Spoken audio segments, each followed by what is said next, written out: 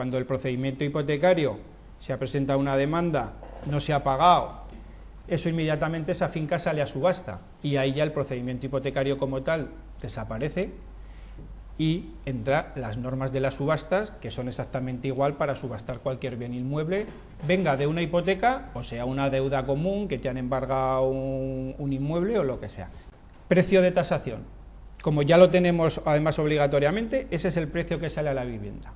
A partir de ahí las normas son claras. Si alguien ofrece más del 70% del precio de tasación, sea quien sea, se lleva la vivienda sin discusión, ya se la adjudica para él. Si la postura que puede hacer alguien es inferior al 70% del precio de tasación, primero le dan la posibilidad al ejecutado, es decir, al propietario, al que no ha podido pagar la hipoteca, y le dicen, mire a ver si usted tiene a alguien o conoce a alguien que pueda superar este precio, o supérelo usted. Si no lo hace, o no tiene a nadie, o no puede, evidentemente él no va a poder. Es decir, evidentemente él no puede, porque si él pudiera no hubiera dejado que esa hipoteca se le ejecutara, ¿no? Le dan entonces, a lo que tú me preguntas, el derecho al ejecutante, en este caso el banco, para que haga lo mismo. Pujar por esa, o quedarse esa vivienda por el 70% del precio de tasación o por una cantidad que cubra todo lo que se le debe, es decir, que se quede el ejecutado, se quede sin deuda. Pero esto solamente es en el caso de que hubiera postores, ¿vale? Porque luego hay un artículo, que es el siguiente, 651, creo que recordar, que cuando no hay postores, el banco, como tú bien dices, entra simplemente a poder quedarse la vivienda por el 50% de su valor de tasación, ahora 60%, porque pues una modificación legislativa de no julio. Sé si hay cifras, tenemos cifras a lo mejor de qué cantidad de viviendas van a parar digamos directamente a los bancos por el valor del 60% de la tasación. Yo en cifras no tengo, en mi experiencia personal te diría que todas. Casi todas. Casi, yo diría el 98%. En nuestra experiencia profesional, sobre todo en el despacho, evidentemente los bancos habrán más de esto. Al fin y al cabo, esto es todo un círculo que al final se va cerrando por todos los lados. Cuando a ti un cliente te somete a juicio una pregunta, pero no sobre esto, sino sobre cualquier subasta de inmueble, y tú ves que el inmueble lo que se ejecutan es una parte indivisa, bueno, pues dices, mira, no te preocupes, porque aquí no va a ir nadie, o sea, yo no quiero ir a pujar.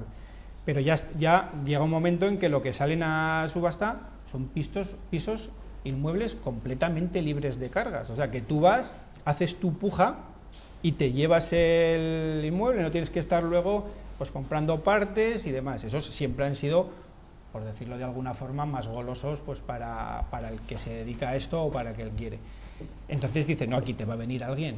Claro, si resulta que vosotros dos no podéis hacer frente a esta hipoteca y se queda libre, al final, ¿qué ocurre? Que te estás dando cuenta que ni siquiera en las subastas normales hay postores. O sea, las subastas se quedan desiertas. Cuando se quedan desiertas, evidentemente el banco no va a dejar que la subasta se quede desierta, porque significa que se cancela el procedimiento hipotecario y hay que volver a iniciarlo. Evidentemente, ante eso se queda la finca. ¿Por qué no admiten en muchos casos la dación en pago? Pues muy sencillo, porque si yo calculo el 60% del valor de la finca y vamos a poner que son pues 200.000 euros y me debe 230.000, si voy a acabar igual, voy a quedar quedándome la finca. ¿Para qué voy a admitir una dación en pago? Si el procedimiento va a llevar a lo mismo, a que yo me quede la finca por el 60% y todavía me seguirán debiendo 32.000 euros. Entonces yo creo que prácticamente todas las viviendas. Y cuando me refería a que se cierra el círculo, en los despachos que somos multidisciplinares y vas tocando muchos temas, al final te encuentras con que los bancos no dan hipotecas porque tienen, entre otras cuestiones, un montón de viviendas que tienen que sacar al mercado y vender. Y te das cuenta que todas las entidades bancarias ya tienen todas sus sociedades patrimoniales que se dedican a vender, a arrendar todos esos inmuebles que te dan. Y te das cuenta que nadie puede comprar un piso porque resulta que el banco le da un piso nuevo con 2 años de contrato de arrendamiento, opción de compra, y al final, si lo compra, te descuentan el precio del arrendamiento. Los bancos están llenos de todos estos tipos de inmuebles, y entiendo que, bueno, en la experiencia personal, yo creo que prácticamente todos terminan en poder de la entidad bancaria. Quiere decir que el banco tiene, digamos, no solamente adquiere las viviendas, bueno, un activo que luego lo vende, y lo vende probablemente a un precio de mercado, por la experiencia que yo tengo, a un precio por encima del mercado. Intenta venderlo, intenta colocarlo por encima del mercado. Pero yo no creo, perdone, que los bancos puedan vender precios, o sea, puedan vender pisos por encima del precio del mercado. Yo creo que muchos de los bancos estarían encantados de que esas subastas se ejecutaran a un precio altísimo. Están intentando colocar los pisos, Juan, perdona que te lo diga, a unos precios por encima, porque lo que están haciendo es otorgar los créditos, digamos, con ventajas. El 40% es beneficio puro, entonces, para el banco, en el caso que el banco venda ese activo. Pero es imposible venderlo al 100% al precio de mercado. Bueno, yo lo que veo es que a ese precio, si entramos a cualquiera de las instituciones, es una mera cuestión de números. Evidentemente habrá unos en los que se pueda obtener más ganancia. Pero si se pudiera obtener ganancia en esos pisos, yo sí que en entiendo, las subastas se hubieran comprado. Yo sí que creo que no es el negocio de un banco, no y que todo el mundo sabemos o oímos que no es el negocio del banco tener inmuebles. La cuestión es que al final los tienen. El pastel es muy grande, por decirlo de alguna forma. Entonces, claro, cuando tienes 2 pisos, pues no puedes hacer nada. Claro, si tienes 10 pisos en cada sucursal de cada entidad bancaria, pues oye, te constituyes una sociedad que haga pues de inmobiliaria y demás. Al final ahí ganarás o no ganarás dinero. Pues no lo sé. Lo que sí que es cierto es que muchos de ellos entrarán en cuestiones contables, y que por el simple hecho de quitárselos o hacerlos desaparecer de su morosidad, pues ya podrán maquillar cuentas o lo que quieran. Y lo que sí que es cierto, que hacen una competencia terrible a las inmobiliarias normales y corrientes. Si tú vas a zonas, claro, ahora los bancos se han quedado promociones enteras de viviendas pues acabadas, y son viviendas a estrenar pues en zonas de las residenciales de Zaragoza, véase Valdespartera y demás. Pero claro, el precio que me pone el banco y el que me lo vende particular, vamos a suponer que es el mismo, para que nadie gane dinero. Pues bueno, es el mismo. Pero claro, el banco me dice que no hace falta que se lo compre, que me lo alquila durante 2 años, y a los 2 años yo decido si me lo quedo o no me lo quedo. Y si me lo quedo, además me dice que el banco él mismo me va a facilitar la hipoteca, y además me dice que lo que he pagado de renta durante 2 años, pues de amortización al precio del piso. Entonces, claro, ¿qué inmobiliaria va a poder competir con eso? No, eso sí tengo el dinero. Si además tengo que terminar en una entidad bancaria que me dé el crédito, ya sé que esta misma no me lo va a dar, porque me va a decir al contrario. Voy a ir a pedir una hipoteca y supongo que me dirán, no, mire, si tengo yo viviendas y las tengo... Sí, está claro que cuentan con unas ventajas pues propias de lo que le da la situación. El negocio de los bancos es captar dinero y ese dinero prestarlo. No captar dinero, prestar dinero. Correcto. Que no se lo paguen, ejecutar una vivienda y vender los inmuebles. Evidentemente siempre se ha dicho eso, pero al final, cuando tienen los inmuebles, pues evidentemente alguna salida les tienen que dar. Sí, pero es la peor de todas, la menos mala de las salidas. Pero se suelen adaptar. El tema es también de liquidez, porque claro, drenas la liquidez que tienes tú del banco, porque tienes al final que hacer frente a esa mora que tú tienes, y entonces no puedes volver a hacer tu Correcto. negocio, que es hacer frente a los plazos fijos que tiene. Bien, luego continuamos con el debate. Vamos hablando de lo que vendría a ser la tasación.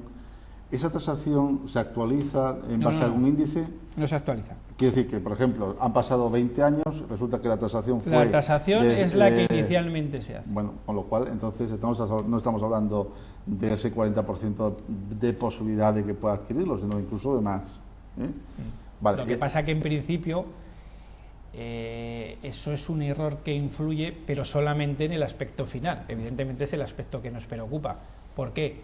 Porque la tasación inicialmente en el procedimiento de subasta es solamente un número, es decir, son 100.000 euros, por debajo de 70.000 euros no hay ninguna postura que admitamos. Si nosotros vamos y pujamos, yo doy 70, 71, 72, 73, ese número es meramente indicativo, es decir, ese valor se sustituye por las pujas que cada uno haga, y en teoría entonces el piso adquiere el valor. Donde sí que adquiere importancia efectivamente es cuando no hay postores, y entonces sí que te vas a que el banco se lo pueda quedar por el 60% de ese precio. Pero pasa como todo. En este caso eso no tendría que perjudicar, tendría que favorecer, porque al estar los valores de tasaciones altos, el 60% es más. O sea, el banco está entregando más dinero porque das ese piso cuanto más alta sea la tasación. Sí. Y lo que ha bajado precisamente es el valor. Pero bueno, eso sí que influye. El problema no está en eso, el problema está en que para cuando llegas a esos extremos, la deuda hipotecaria es tremenda, porque además suelen ser deudas hipotecarias de 2 años, 3 años, y no de hipotecas que de 25 ha pagado 20 años. Efectivamente, es mucho más difícil que más. Sean más antiguas. Claro, pero de 4 o 5 años es posible, ¿no? De 4 o 5 años, cuando la precio de la vivienda al final, estaba por las nubes, ahí quizá... Donde influye el valor de tasación, si no, no deja de ser una... El resto, entonces, de la deuda del ejecutado se puede cobrar, el resto de la deuda sobre los bienes que tenga, sobre los bienes presentes y futuros, sobre su nómina, sobre todos sus bienes. Bueno, hay un cambio con ciertas limitaciones en cuanto, no por aplicación tampoco de la ley hipotecaria, sino de las normas generales de ejecución. Ciertas limitaciones en cuanto a no embargar bienes necesarios para tu trabajo, no embargar por debajo de determinados límites del salario mínimo interprofesional, o no embargar ciertos porcentajes de las normas. Salario mínimo interprofesional más el 50% que supuestamente se ha introducido recientemente, ¿no? Ahora en la misma modificación, de la ley, donde va el 60%, creo que va a 698 euros.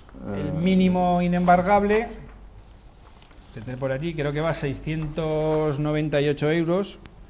Es decir, salario mínimo interprofesional más el 50%. 900 y pico euros. Y además, por cada miembro que tenga la unidad familiar sin trabajo se aumenta un 30%. Un 30% más, efectivamente.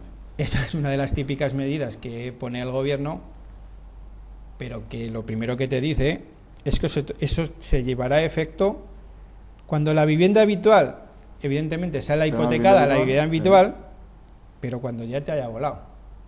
Es decir, cuando ya estemos en un crédito hipotecario donde el banco se ha quedado tu vivienda, o quien sea se ha quedado tu vivienda, y no ha dado suficiente para cubrir la deuda, con lo demás te has quedado sin casa y sigues teniendo una deuda. Solamente en ese caso es cuando entra esto en vigor. Eso no soluciona el problema. Yo ya me he quedado sin casa, ¿no?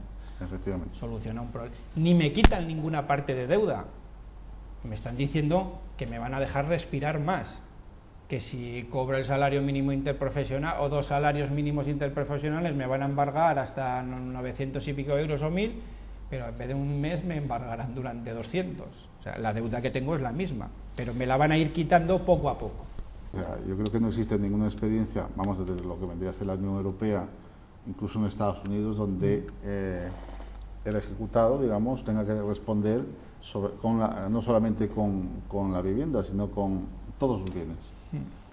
Esto, en definitiva, pues yo, desde mi punto de vista, perjudica a las familias, genera pobreza, en principio, ¿no?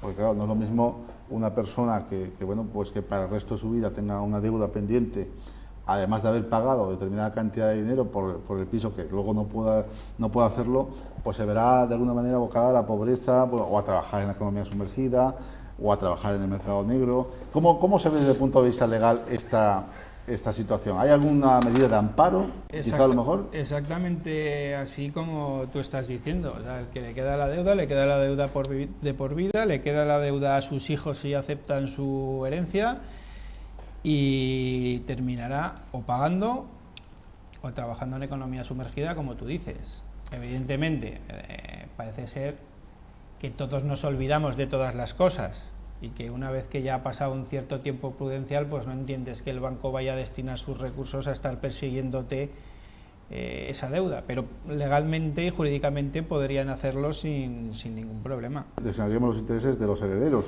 acaba de comentar, los herederos entonces... Hombre, la lesión de intereses... para empezar, se verían privados una parte importante del patrimonio de los padres. Sí, pero bueno, no sé si eso es una lesión o es simplemente una aplicación legislativa o el resultado de una aplicación legislativa.